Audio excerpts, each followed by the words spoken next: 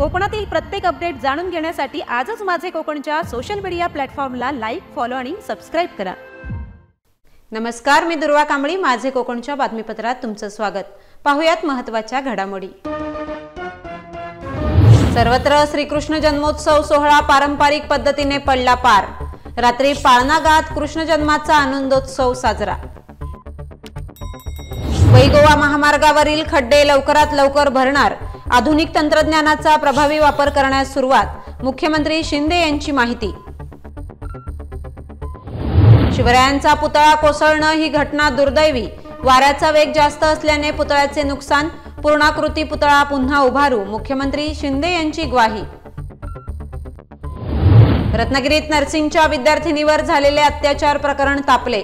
संतप्त जमावाने रत्नागिरी शहरातील वाहतूक रोखली। महिला वर्ग आक्रमक। मुंबई गोवा राष्ट्रीय महामार्गाच्या प्रश्नावर रायगड प्रेस क्लबचे मुख्यमंत्र्यांना लेखी निवेदन। मुंबई गोवा महामार्गाकडे लाडका भाऊ म्हणून बघा, रायगड प्रेस क्लबची मुख्यमंत्र्यांना विनंती। पाहूया सविस्तर वृत्त। रायगड जिल्ह्याच्या मुरुड शहरातील श्री काळभैरव देवस्थान ट्रस्ट व कित्ते भंडारी समाजाच्या वतीने श्री कालभैरव मंदिरात श्रीकृष्ण जन्मोत्सव सोहळा मोठ्या उत्साहात साजरा करण्यात आला। या निमित्ताने हजारो भाविकांनी दर्शनाचा तसेच दही पोह्यांच्या प्रसादाचा लाभ घेतला। सुमारे 150 वर्ष ही परंपरा भंडारी समाजाच्या वतीने जपण्यात येत असल्याची माहिती समाजाध्यक्ष सुभाष पाटील यांनी दिली आहे। तालुक्यातील सर्वात मोठा श्रीकृष्ण जन्मोत्सव भंडारी समाजाच्या वतीने मुरुड शहरातील श्री काळभैरव मंदिरात साजरा करण्यात येतो। या निमित्ताने अष्टमीच्या 7 दिवस आधी अखंड टाळ मृदुंगनाद केला जातो। दररोज समाज बांधव रात्री भजनाचा कार्यक्रम करतात। या ठिकाणी नारळी पौर्णिमेच्या दुसऱ्या दिवशी भव्य अश्वारूढ श्री कालभैरवाच्या मूर्तीची स्थापना करण्यात आली आहे। तिथे कृष्ण जन्मकाळ 7 दिवस सप्ताह चालतं। सप्ताहामध्ये प्रत्येक प्रहरला रात्रंदिवस भजन आणि नाद चालू असतो। आणि अष्टमी दिवशी कृष्ण जन्मकाळ दिवशी रात्री 12:40ला तिथे जन्मकाळ होऊन तिथे दही पोह्याचं नैवेद्य म्हणजे महाप्रसाद म्हणून प्रत्येकाला दिला जातो। येणाऱ्या प्रत्येक भक्ताला ते दिला जातो। मुरुडच्या भंडारी समाजाचे श्रद्धास्थान आणि आराधनेत असलेल्या श्री कालभैरव देवस्थानची प्रतिष्ठापना नारळी पौर्णिमा म्हणजे रक्षाबंधन दिवशी केली जातं। सतत 7 दिवस पूर्ण सप्ताह अखंड सप्ताह साजरा केला जातो। 7व्या दिवशी रात्री श्रीकृष्ण जन्मकाळ साजरा केला जातो। मुरुडमधील सर्व भंडारी समाज तसेच इतर समाजसुद्धा त्यामागे सहभागी होतात। त्यानंतर रात्री दहीहंडी फोडली जातं। हा जवळजवळ आम्ही एकूण 150 वर्ष हा कार्यक्रम करत असतो सतत। त्यानंतर 7व्या दिवशी पूर्ण झाल्यानंतर गोविंदा काढले जातं आणि रात्री आम्ही गोविंदा आटपल्यानंतर रात्री आम्ही या प्रतिष्ठापना जी मूर्तीची केलेली असतं त्या कालभैरव मूर्तीची प्रतिष्ठापना केली असतं त्याचं आम्ही रात्री विसर्जन करतो। कोकणात कृष्ण जन्माष्टमीचा उत्सव अतिशय उत्साहात साजरा केला जातो।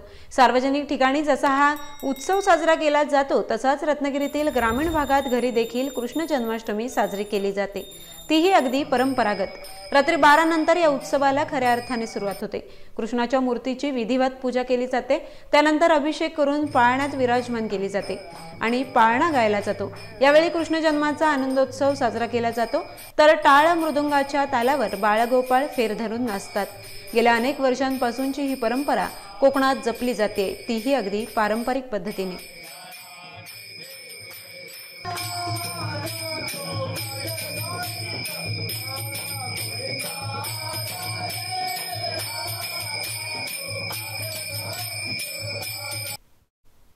डिसेंबर 2023 मध्ये पंतप्रधान नरेंद्र मोदींच्या हस्ते उद्घाटन करण्यात आलेला सिंधुदुर्ग जिल्ह्याच्या मालवणमधील राजकोट किल्ल्यावरील शिवरायांचा पुतळा कोसळल्याची दुर्दैवी घटना घडली आहे।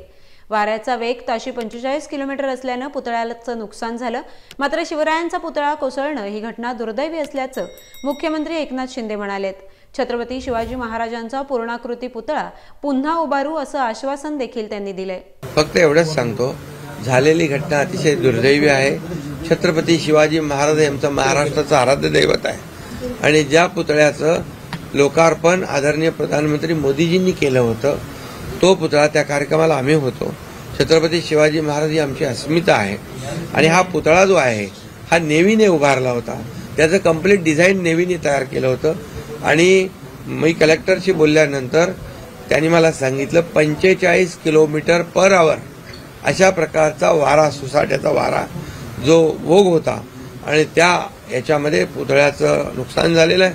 पण मी आपल्याला सांगू इच्छितो, उद्याच तिथे नेव्हीचे अधिकारी येणार आहेत. आमचे पालकमंत्री रवींद्र चव्हाण देखील घटनास्थळी गेलेत. मी त्यांना सांगितले, सूचना केलेल्या आहेत आणि उद्या तात्काळ यामध्ये नेव्हीचे अधिकारी, आमचे अधिकारी हे छत्रपती शिवाजी महाराजांचा जो काही पुतळा आहे पूर्णाकृती हा पुन्हा दिमाखामध्ये तिथं मजबूतीने उभा करण्याचं काम आम्ही करू. सिंधुदुर्गातील मालवणमधील राजकोट किल्ल्यावरील छत्रपती शिवाजी महाराजांच्या पुतळ्याच्या संपूर्ण कामाची तसेच निगा राखण्याची जबाबदारी ही नौदलाची होती. तसेच 20 ऑगस्टला महाराजांच्या पुतळ्याची पाहणी करण्यासाठी नौदलाला पत्र देखील देण्यात आलं होतं. पुतळ्यावर समुद्राच्या पाण्याची खारी हवा बसल्याने डस्ट जमा होऊन पुतळा कोसळला असावा असा कयास रवींद्र चव्हाण यांनी व्यक्त केलाय. तर पुतळा उभारला त्याच्यावर सुमोटो दाखल करण्याचे आदेश देण्यात आलेत. मी आताच कलेक्टरशी आणि एसपी साहेबांशी बोललो आहे की ही सर्व जी मंडळी यामध्ये ज्यांनी या पुतळ्याच्या उभारणीमध्ये किंवा शिल्पकार म्हणून ज्यांनी त्याच्यामध्ये तज्ज्ञ समिती नेमणं नक्की कशामुळे झालं हे नंतर करता येईल. परंतु हे याला सगळ्याला जबाबदार 8 महिन्यामध्येच असं जर होत असेल तर याला सगळ्याला जबाबदार हीच मंडळी आहेत असं मला तरी प्रथमदर्शनी वाटतं. त्यामुळे सुमोटो या सगळ्यांवरती गुन्हा रजिस्टर करावा असं मी ऑलरेडी सांगितलं आहे. आणि माझे अधिकारी जे आहेत, सार्वजनिक बांधकाम विभागाचे अधिकारी आहेत, त्यांना सांगितलं आहे की या सगळ्या कागदपत्रांसकट आपण जाऊन पहिल्यांदा यांच्यावरती गुन्हा रजिस्टर करा. कारण हे केलेलं जे कृत्य जे आहे हे कृत्य अशोभनीय आहे. कशामुळे झालं आहे, काय झालं आहे, हे केंद्रीय समिती असेल, नौसेनाचे अधिकारी असतील, ते येतील, चौकशी करतील. हा भाग जरी असेल तरी आज जे लक्षात येत आहे की आम्हा सर्व शिवप्रेमींच्या भावना याच्यामध्ये प्रचंड दुःख. रत्नागिरीमध्ये नर्सिंगच्या विद्यार्थिनीवर झालेल्या अत्याचार प्रकरणी रत्नागिरीत वातावरण तणावपूर्वक बनलंय.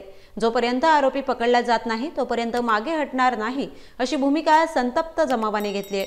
शासकीय वैद्यकीय महाविद्यालय व जिल्हा सामान्य रुग्णालयासमोर जमलेल्या नागरिकांनी बस्तान मांडलंय.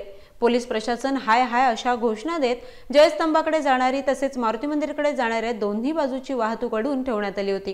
त्यानंतर उपविभागीय पोलीस अधिकारी निलेश मायणकर, शहर पोलीस निरीक्षक महेश तोरसकर यांनी बसलेल्या जमावाशी चर्चा केली. तसेच तपासासाठी काही वेळाचा अवधी द्यावा.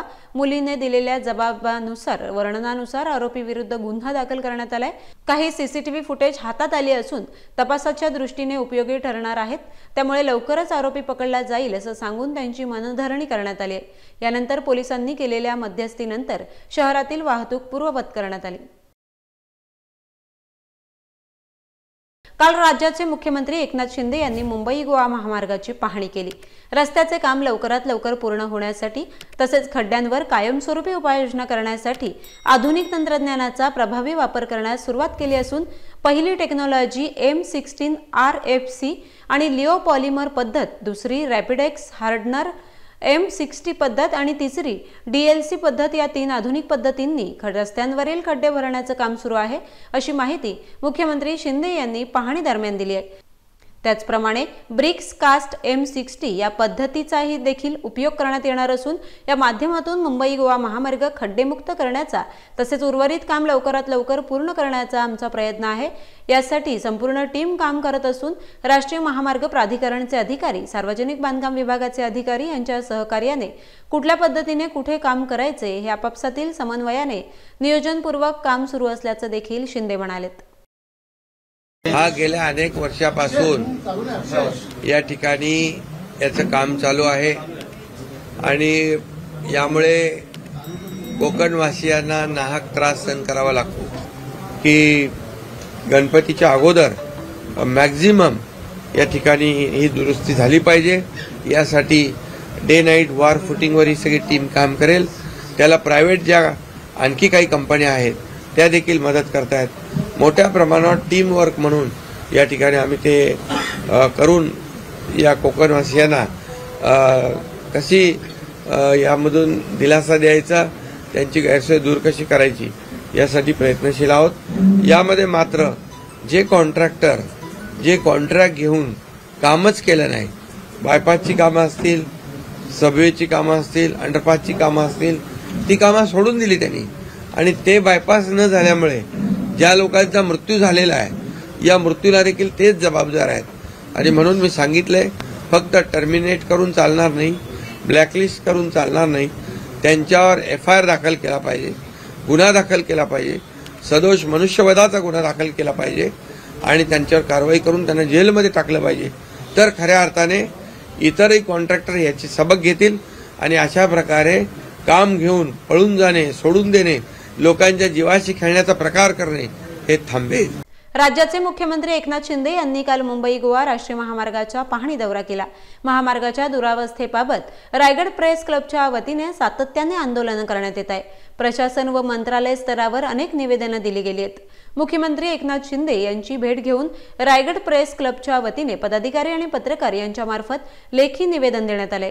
आजवर या रस्त्याकडे सावत्र भाऊ म्हणून पाहिले गेले, आता या रस्त्याकडे लाडका भाऊ म्हणून पहा अशी विनंती रायगड प्रेस क्लबच्या वतीने करण्यात आली आहे। यावेळी मुख्यमंत्री यांनी लवकरात लवकर नवीन तंत्रज्ञान वापरून हा महामार्ग सुस्थितीत आणण्यात येईल अशी ग्वाही दिली। मुख्यमंत्री आज मुंबई गोवा महामार्गाची पाहणी करण्यासाठी आले होते आणि गेली 17 वर्ष आम्ही आमचे नेते SM देशमुख साहेब यांच्या नेतृत्वाखाली 17 वर्ष हे आंदोलनं करून हा मुंबई गोवा महामार्ग लवकर व्हावा यासाठी प्रयत्न करत आहोत। अगदी वेगवेगळ्या प्रकारची आंदोलनं केली, बोंबाबोंब आंदोलन केलं, खड्ड्यात बसून लोळलो, आणखीन नाच गाणी बोललो, आरत्या झाल्या, अनेक आंदोलनं आम्ही करीत आहोत, अजूनही करणार आहोत। आता आज मुख्यमंत्री आलेत, त्यांनी आश्वासन आम्हाला दिलं आहे की हा रस्ता आम्ही नवीन टेक्नॉलॉजीनुसार हा 7 महिन्यामध्ये हा रस्ता पूर्ण करू असं आश्वासन आमच्याशी दिलं, आमच्याशी भेट दिली आणि आमच्याशी चांगल्या प्रकारे त्यांनी संवाद साधला। आता आम्ही अपेक्षा ठेवतो, पहिल्यांदाच मुख्यमंत्री आलेत मुंबई गोवा महामार्गाची पाहणी करण्यासाठी, बघूया आता कितपत त्यांचा हा प्रयत्न यशस्वी होतो, नाहीतर पुढे अजून आम्ही आंदोलन करायला अजून तयार आहोतच। मुख्यमंत्री प्रथमच ह्या आपल्या रायगड जिल्ह्यामध्ये त्यांनी हा गोवा हायवेचा जो दौरा केला, खरोखर अभिमान वाटतो। आज गेले 17 वर्ष या मुंबई गोवा हायवेवर गेले 3,500 लोक मृत्युमुखी पडली, परंतु इथल्या लोकप्रतिनिधीला, कोकणच्या असे रायगडच्या लोकप्रतिनिधीला काहीच घेणं देणं नाही। मी सांगेन का जेव्हा दिल्ली दरबारी जातात आणि आपले भाषण ठोकतात का मी ह्या छत्रपती शिवाजी महाराजांच्या राजधानीतून आलेलो आहे, परंतु अशा ह्या लोकप्रतिनिधींनी हा मुंबई गोवा हायवे गेल्या वडखल ते इंदापूरपर्यंत जो रखडलेला आहे त्याचा अभिमान काय सांगावा दिल्लीला। मी त्यांना सांगेन का आज गणेश उत्सव हा गेल्या 15 दिवसावर आला असून मी गणरायाला सांगेन का बाबा आज हा मुंबई गोवा 17 वर्ष जो खड्ड्यात घातलेला आहे, ह्यांच्या 7 पिढ्या खड्ड्यात जाव्या अशा मी या गणरायाला नवस करतो। मुंबई गोवा महामार्गावरील कशेडी ते परशुराम घाट या दरम्यान महामार्गाच्या झालेल्या कामांमध्ये मोठा भ्रष्टाचार झाल्याचा आरोप सामाजिक कार्यकर्ते रुपेश पवार यांनी केलाय। गेली वर्षभर त्यांनी शासनाकडे पाठपुरावा केला, त्या अनुषंगाने अनेक चौकशी देखील लागल्या। सोमवारी राज्याचे मुख्यमंत्री एकनाथ शिंदे हे मुंबई गोवा महामार्गाची पाहणी करण्यासाठी कशेडी बोगदा या ठिकाणी आले असता सामाजिक कार्यकर्ते रुपेश पवार यांनी कशेडी बोगद्याचे तसेच कशेडी ते परशुराम घाट या दरम्यान महामार्गाच्या झालेल्या भ्रष्टाचाराच्या चौकशी संदर्भात मुख्यमंत्री एकनाथ शिंदे यांना लेखी निवेदन दिले।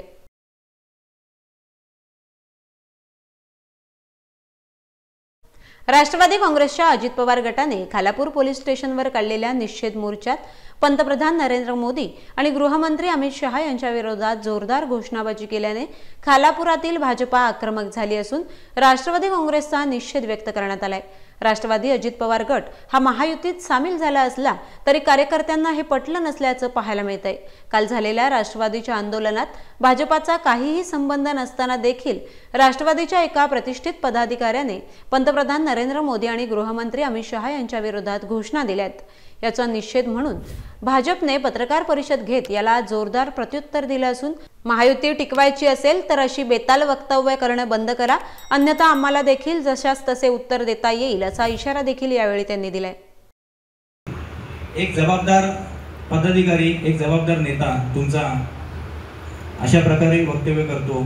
यापूर्वी आम्ही दुर्लक्ष केलं, आम्ही त्यांना सुधाकर भाऊंना आम्ही फोन सुद्धा करून मी कळवलं होतं याआधी, परंतु त्यांनी तशी तसदीक घेतली नसावी कदाचित, आणि कालची जी पुनरावृत्ती झाली त्या अशा प्रकारे टीकेची ती त्यातूनच झाली असावी बहुधा. कारण कार्यकर्त्यांना अजून कार्यकर्ते मान्य करायला तयार नाही आहेत की आम्ही महायुतीतील घटक आहोत.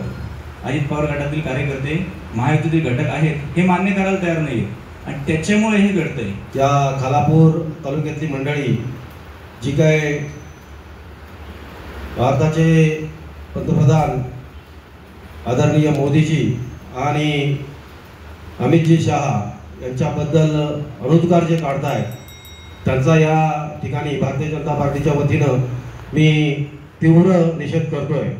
नंतर पक्ष आणि नंतर मी अशा पद्धतीनं त्या पक्षाचा आमच्या केडर आहे. कोणीही अशा प्रकारच्या वल्गना करून भारतीय जनता पार्टीच्या नादाला लागू नये हा या ठिकाणी मी आपल्या माध्यमातून इशारा देतोय.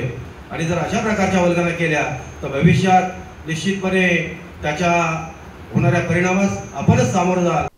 निसर्ग सुंदर थळ सामाजिक संस्थेच्या प्रथम वर्धापन दिनानिमित्त रायगड जिल्हा परिषद मराठी शाळा थळ चाळमळा येथे भव्य अशा महाआरोग्य शिबिराचं आयोजन करण्यात आलं होतं. Manuski Pratishthan, Jitnagar, Vayshet, Alibag, Madhav super speciality hospital, Vashi, Navi Mumbai आणि MOC cancer care and research centre Panvel यांचे अमूल्य सहकार्याने या महाशिबिरात एकूण 100 रुग्णांची मोफत वैद्यकीय तपासणी, ECG, हाडांची घनता तपासणी, कर्करोग तपासणी, डोळ्यांची तपासणी आणि मोफत औषधोपचार करण्यात आले. संस्थेचे अध्यक्ष अवधूत सप्रे, वैद्यकीय सल्लागार डॉक्टर राजाराम हुलवान, सचिव योगेश घरत, खजिनदार संतोष सप्रे आणि त्यांची पूर्ण टीम यावेळी मेहनत घेत होती. उपस्थित 25 जणांच्या वैद्यकीय पथक यांच्या अचूक नियोजन आणि परिश्रमाने हे महाआरोग्य शिबिर यशस्वी संपन्न झाले. या बातमीसह वेळ झाली बातमीपत्रात इथेच थांबण्याची. भेटूया नवीन बातमीपत्रासह. तुम्ही पाहत रहा फक्त माझे कोकण.